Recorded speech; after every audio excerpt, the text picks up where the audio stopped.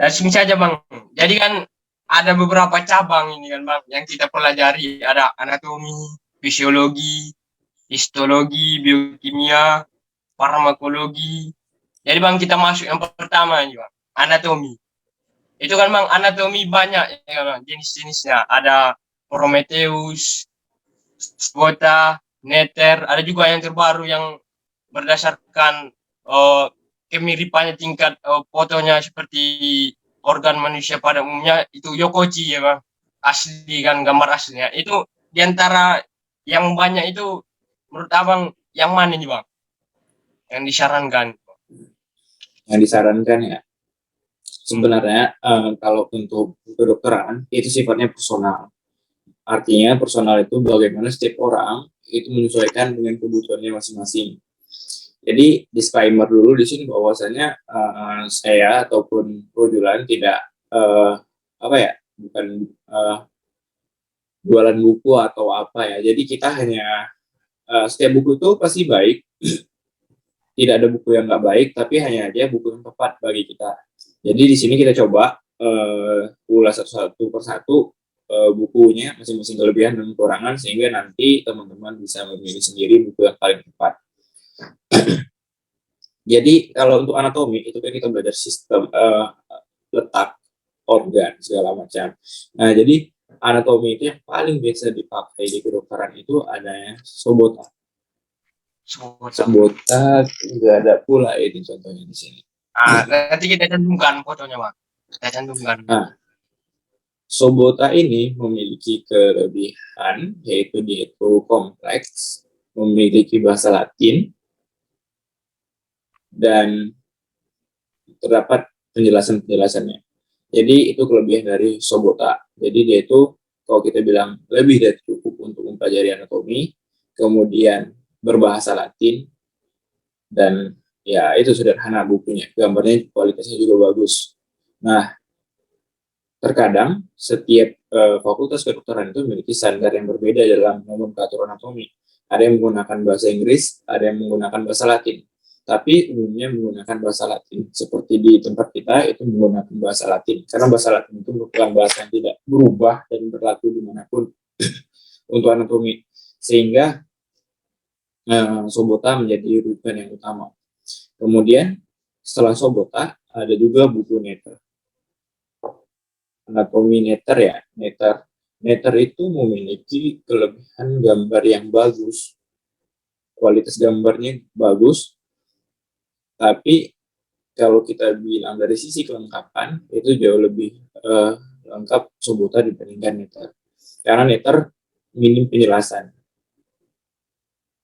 Jadi kalau mau cari gambar yang bagus, suka yang simpel-simpel, itu bisa menggunakan Netter. Tapi Netter itu agak sedikit jarang digunakan karena biasanya berbahasa Inggris. Adapun yang berbahasa Latin bisa dapatkan dari versi Netter yang bahasa Indonesia. Kemudian setelah Netter, ada juga beberapa buku anatomi lainnya yang baru, yaitu Prometheus. Nah, Prometheus ini termasuk baru. Ketika saya masuk di kedokteran itu baru diterbitkan. Jadi saya tergolong orang yang memakai Prometheus. Prometheus itu sebenarnya dari sisi gambarnya kualitasnya juga sudah bagus. Kemudian dia memiliki sistem penjelasan yang terstruktur. Jadi kalau ada yang membaca teori-teorinya sedikit, itu ada dijelaskan di Prometheus. Jadi setelah dijelaskan anatomi secara terstruktur, di belakangnya ada penjelasannya, bahkan ada klinisnya. Misalnya untuk apa sih organ ini, jika ini terganggu, apa yang masalah, terus tindakan bedah ini seperti apa dalam anatomi. Nah, itu ada dijelaskan di Prometheus. Jadi Prometheus ini tergolong buku yang baru ya. Jadi bebas pakai kemana buku apapun yang kita pakai, karena sebenarnya sama informasinya, hanya saja cara penyajiannya. Mungkin kalau Prometheus itu dia lebih terstruktur dalam artian emang dibagi berdasarkan topik ataupun penjelasannya. Nah, kemudian ada juga ya, seperti yang Rojulan bilang tadi, adanya yang namanya Yokochi. Yokochi ini kelebihannya dia tidak menggunakan grafis desain ataupun gambar yang didesain oleh manusia, tapi menggunakan foto kadaver asli. ini memudahkan mahasiswa untuk mengidentifikasi di kadaver. Kita kan ada praktikum anatomi. Terkadang gambar di buku bagus, tapi ketika kita lihat isi perut yang sebenarnya, kok warnanya seperti ini, kok bentuknya seperti ini, agak sedikit berbeda ya. Nah, jadi kelebihan Lecoq ini membantu kita mengidentifikasi dengan real real picture, jadi kayak gambar yang sebenarnya. Tapi kekurangannya itu penjelasannya minimal, dan dia itu seperti ada gambar dikasih poin-poin itu, nomor 1, nomor 2. Jadi kita harus balik lagi lihat nomor 1 itu apa, nomor 2 itu apa.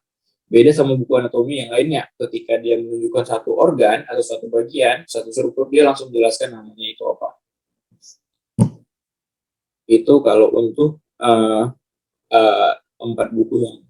tadi ya, itu buku-buku yang paling sering digunakan. Namun ada juga seperti Anatomy Gray itu sendiri, jadi kita jarang ada yang menggunakan karena pertama sulit didapatkan karena tidak terlalu umum di daerah kita. Kemudian ada juga satu buku anatomi lagi yang disebut dengan Anatomy Moore. Anatomy Moore ini itu dia merupakan anatomi klinis, dalam artian itu textbook yang menjelaskan tentang anatomi. Jadi dia itu nggak terlalu banyak gambar, tapi dia itu banyak menjelaskan strukturnya. Misalnya fungsi ligamen ini untuk apa, fungsi muskulus ini untuk apa, jika ini bermasalah, apa manifestasinya, pembagiannya itu seperti apa. Nah, jadi kalau saya sarankan, Moore ini sebagai pelengkap ya. Terkadang kita nggak bisa pakai Moore ini secara satu. Bisa mau belajar anatomi strukturnya, tapi kita tahu teori, kurang tahu, susah mengidentifikasi letak, itu kan juga kurang lengkap jadinya. Jadi kalau dibilang mau pakai yang mana silahkan pilih. Kalau misalnya ada bang saya mau jadi asisten lab, saya suka lihat cadaver, silahkan pakai Lecoq. Kami berbahasa Inggris biasa di tempat kami, ya ada Grey Anatomy ataupun ada itu tadi Netter. Kalaupun Netter ada yang berbahasa Latin, kami simple aja yang biasa dipakai, yang dipakai sama dosen, silahkan pakai Subota. Bang, mau yang terbaru, yang gambarnya bagus dan ada penjelasannya dikit lah, ya silakan pakai Prometheus. Jadi nggak ada buku yang diwajibkan atau enggak. Jadi sarannya pergi ke perpustakaan dulu atau temui senior, teman-teman yang udah beli buku, langsung lihat dan perbandingkan sendiri. Makanya biasa kita di FK ketika ada mau masuk, kita akan memamerkan buku-buku tersebut dan biar mereka tuh lihat mana gambar yang nyaman sama mereka, yang nyaman dilihat, nyaman dipelajari, sehingga itu bisa menjadi buku yang kita pakai.